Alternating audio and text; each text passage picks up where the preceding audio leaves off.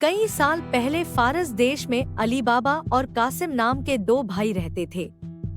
उनके पिता के निधन के बाद दोनों ने मिलकर अपने पिता का व्यवसाय चलाना शुरू किया।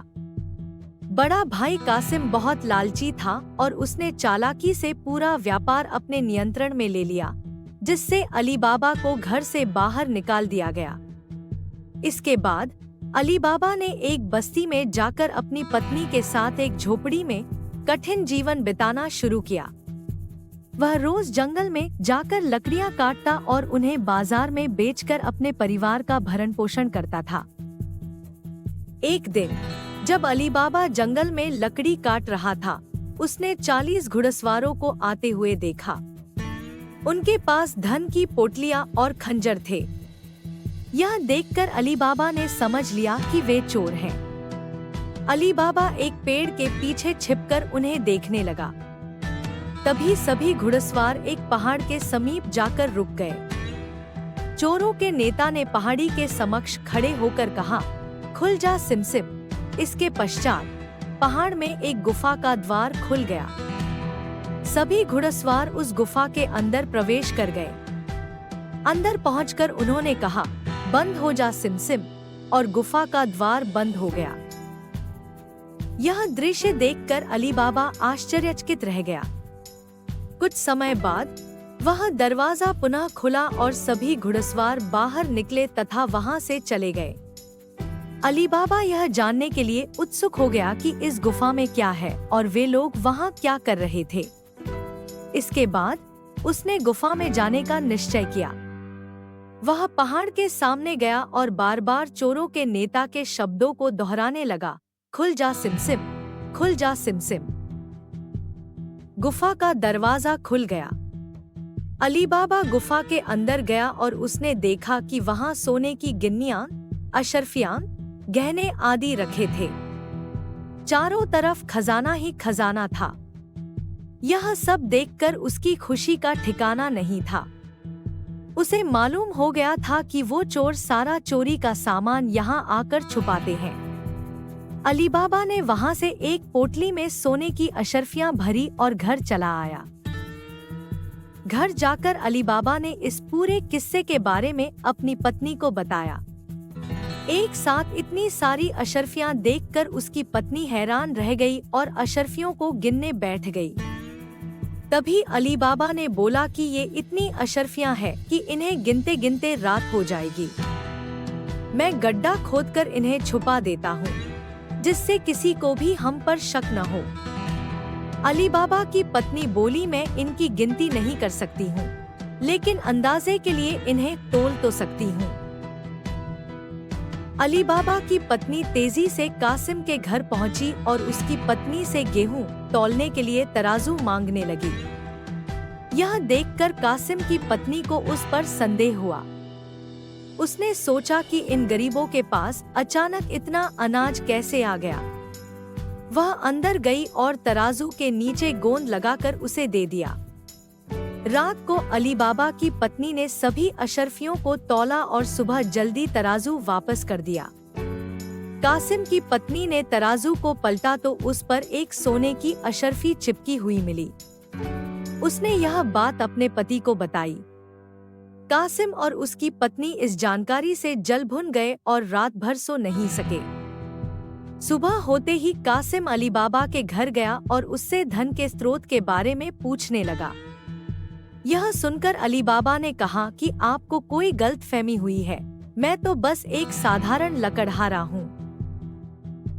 कासिम ने कहा कि तुम्हारी पत्नी कल हमारे घर से अशर्फियों को तौलने के लिए तराजू लेकर गई थी। देखो, यह अशर्फी तराजू पर चिपकी हुई मिली है।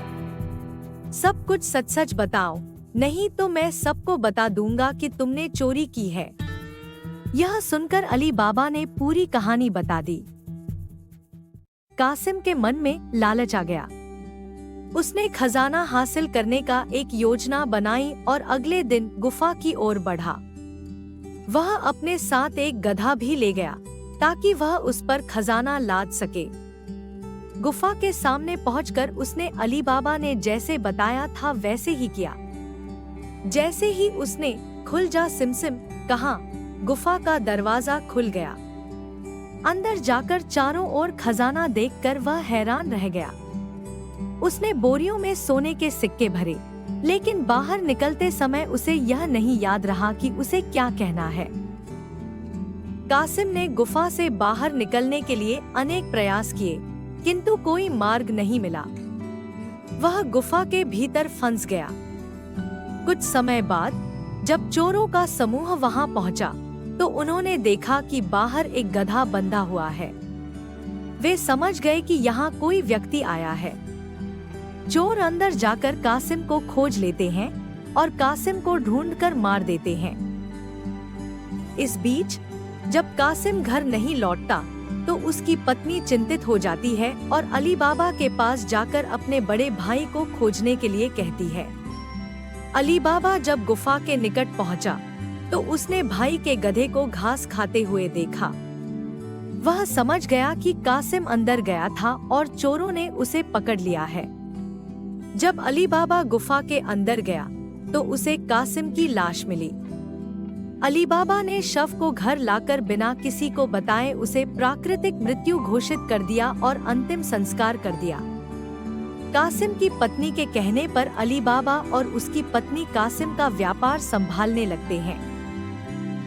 वहीं जब चोर गुफा में आते हैं और कासिम की लाश नहीं देखते, तो समझ जाते हैं कि खजाने का राज किसी और को भी पता है। वे गांव में जाकर यह जानने का प्रयास करते हैं कि हाल ही में किसके घर में मृत्यु हुई है। चोरों को अली बाबा का घर मिल जाता है। एक चोर उसके घर के बाहर क्रॉस का निशान बना देता है, जिससे रात के समय उन्हें उस घर को पहचानने में सुविधा हो। दूसरी ओर जब अली बाबा ने अपने घर के बाहर क्रॉस का निशान देखा, तो उसे समझ में आ गया कि चोरों ने उसके घर का पता लगा लिया है। उसने वैसा ही निशान सबके घर के बाहर लगा दिया। रात में जब चोर आए, तो सबके घर पर वैसा निशान बना देखकर दुविधा में पड़ गए और वापस चले गए। चोरों का नेता चुप रहने वालों में से नहीं था। उसने अपने आदमी को उस मोहल्ले में भेजकर यह जानने की कोशिश की कि हाल ही में कौन व्यक्ति वहां धनवान हुआ है। इससे उसे अली बाबा के बारे में जानकारी मिली। उसने अली बाबा के घर को अच्छी तरह से पहचान लिया और रात के समय तेल व्यापारी के रूप में उसके घर पहुंचा।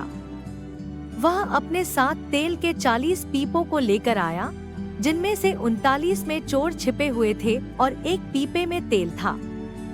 उसने योजना बनाई कि रात में जब सभी सो जाएंगे, तो वे मिलकर अली बाबा को खत्म कर देंगे। उसने अली बाबा से मित्रता की और रात को उसके घर पर ठहरने की अनुमति मांगी। अली बाबा ने उसे भोजन कराया और रात बिताने की इजाजत दे दी। अली बाबा की पत्नी को तेल के व्यापारी पर शक हुआ। उसने सारे पीपों को खटखटा कर देखा और वह समझ गई कि एक पीपा में तेल है, जबकि बाकी में लोग छिपे हुए हैं। उसने तुरंत एक योजना बनाई। उसने तेल वाले पीपे से तेल निकालकर उसे गर्म किया और बाकी पीपों में डाल दिया। सारे चोरों की मौत हो गई। रात में जब सरदार ने चोरों को बाहर आने का संकेत दिया, तो कोई भी बाहर नहीं आया। उसने पीपों को खोला और देखा कि सभी चोर मर चुके थे। यह देखकर वह इतना डर गया कि अपनी जान को बचाने के लिए वह तुरंत वहां से भाग गया। सुबह अली बाबा की पत्नी ने ये सारी बात अली बाबा को बताई, जिसे जानकर वह बहुत खुश हुआ। अब उन 40 चोरों के सारे खजाने का अकेला मालिक अली बाबा था। वह देश का सबसे अमीर शख्स बन गया था और खुशी खुशी अपनी बीवी बच्चों के साथ रहने लगा। कहानी से शिक्षा: लालच मनुष्य का शत्रु है। लालच करने से सभी कार्य बिगड़ जाते हैं। इसलिए कभी भी लालच नहीं करना चाहिए।